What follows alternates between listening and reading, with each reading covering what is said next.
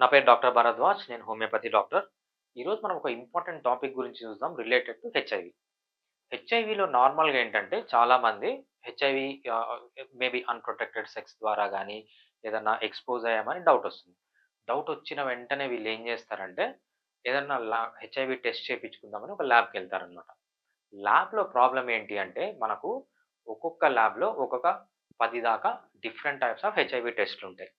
మీరు ఇంకో ల్యాబ్‌కెళ్తే ఇంకో డిఫరెంట్ టైప్స్ ఆఫ్ 10 టెస్ట్‌లుంటాయి. మనం ఎక్కడన్నా ఎళ్లి చూసినప్పుడు కొన్ని వందల హెచ్ఐవి టెస్ట్‌లున్నాయి. ఆ హెచ్ఐవి టెస్ట్‌లతో ప్రాబ్లమ్ ఏంటంటే, ఒక సింపుల్ టెస్ట్ నుంచి కాంప్లెక్స్ టెస్ట్ వరకు ఉంటుందనమాట. అంటే చాలా లో కాస్ట్ నుంచి హై కాస్ట్ టెస్ట్ వరకు ఉంటుంది. మినిమమ్ మీకు 200, 300 రూపీస్ టెస్ట్ నుంచి 10,000, 15,000 టెస్ట్‌లు గూడా ఉంటాయన్నమాట. సో, చాలా మందికి కన్‌ఫ్యూజన్. దీంట్లో ఏ టెస్ట్ చేయించుకోవాలి అనేది చాలా మందికి కన్‌ఫ్యూజన్. మీరు ల్యాబ్‌కెళ్ళినా గూడా వాళ్ళకి గూడా తెలియదనమాట. ఏ టెస్ట్ చేపించుకోవాలి. ఈవెన్ నేను కంప్లీట్‌గా క్లియర్‌గా రాసి ఒక ప్రిస్క్రిప్షన్ పైన ఈ టెస్ట్ చెయ్యండి, ఈ విధంగా చెయ్యండి అని రాసినా కూడా ల్యాబ్ వాళ్ళు తప్పు జేసినవి చాలా టెస్ట్‌లున్నాయి. చాలా సందర్భాలున్నాయి. ఆ టైంలో మళ్ళీ నా ప్రిస్క్రిప్షన్ చూపించి ఈ టెస్ట్ కాదు వేరే టెస్ట్ చేయండి అని జెప్పి ఆ పేషెంట్‌కి ఫ్రీగా టెస్ట్ చేపించిన సందర్భాలు గూడా చాలా ఉన్నాయి.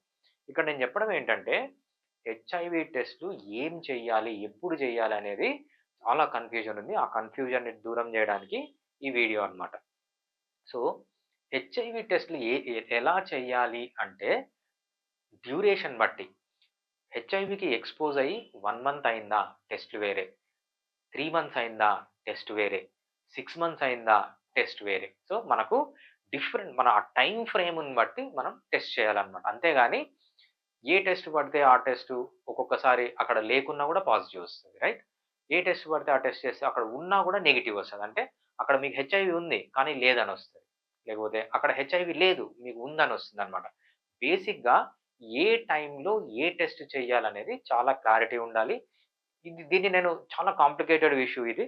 చాలా సింపుల్‌గా ఎక్స్‌ప్లెయిన్ చేయడానికి ట్రై చేస్తాను.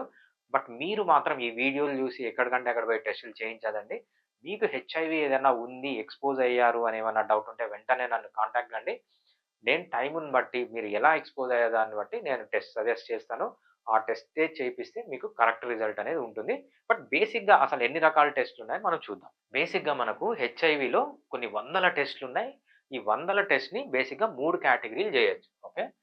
So, first category, second category, third category. First category ఏంటంటే, ఫస్ట్ హెచ్ఐవి వైరస్ మీ బాడీలోకి ఎంటర్ అయిందనుకోండి. హెచ్ఐవి వైరస్ పైన యాంటీజెన్ ఉంటుందన్నమాట. దాన్నేమంటామంటే, యాంటీజెన్ ఏజీ అంటామన్నమాట. హెచ్ఐవి వైరస్‌ని మీ బాడీలో దాని యాంటీజెన్‌ని డిటెక్ట్ జేసి హెచ్ఐవి ఉందా లేదా కనుక్కోవచ్చు. రైట్? ఒక్కసారి హెచ్ఐవి వైరస్ మీ బాడీలోకి ఎంటర్ అయిన తర్వాత, మీ ఇమ్యూన్ సిస్టమ్ ఏం జేస్తుందంటే, దానికి అగెయిన్స్ట్‌గా యాంటీబాడీస్ ప్రొడ్యూస్ జేస్తుంది. దాన్నేమంటామంటే, ఏబీ అంటామనమాట. యాంటీబాడీ అంటాం. ఓకే. యాంటీజెన్‌ని డిటెక్ట్ జేయొచ్చు మనము. యాంటీబాడీ అంటే మీ బాడీ రెస్పాన్స్ ఇచ్చిన తర్వాత యాంటీబాడీస్ ఉంటాయి. ఆ యాంటీబాడీస్‌ని మీ బ్లడ్‌లో ఉన్నాయా లేదా కనుక్కొని గూడా చేయొచ్చనమాట. థర్డ్‌దేంటంటే ఆర్ఎన్ఏ. రైట్? వైరస్‌కి మెటీరియల్ ఉంటదా? మనకు హ్యూమన్ బీయింగ్‌కి డీఎన్ఏ ఎట్లుంటుంది? వైరల్ జెనెటిక్ మెటీరియల్‌ని మనం ఆర్ఎన్ఏ అంటామనమాట. ఆ వైరస్ మీ బాడీ లోపలికెళ్ళిన తర్వాత, ఈ ఆర్ఎన్ఏని డిటెక్ట్ జేసి, ఈ జెనెటిక్ మెటీరియల్‌ని డిటెక్ట్ జేసి గూడా మనము ఆ వైరస్ మీ బాడీలో ఉందా? లేదా? అని కనుక్కోవచ్చు. బేసిక్‌గా ఇవి 3 టెస్ట్‌లనమాట. సో, మోస్ట్ సెన్సిటివ్ టెస్ట్ ఇది. ఓకే.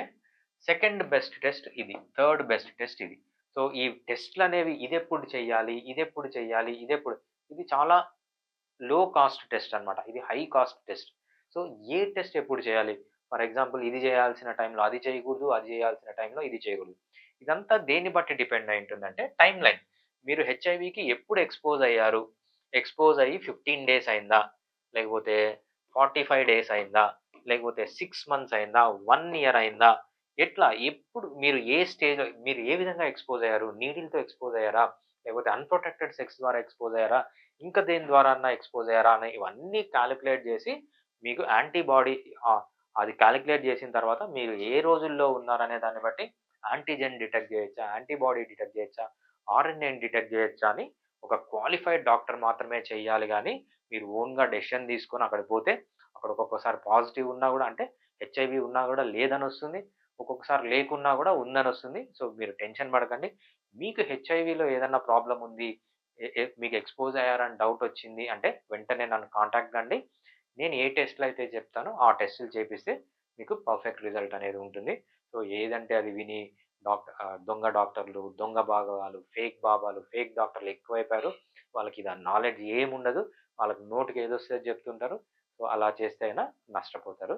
సో, మీకు ఏదైనా హెచ్ఐవి ఉంది అని ఎక్స్‌పోజ్ అయ్యారని డౌట్ వస్తే వెంటనే నన్ను కాంటాక్ట్ కండి. నేనేది చెప్తానో ఆ టెస్ట్ చేస్తే సరిపోతుంది. Thank you.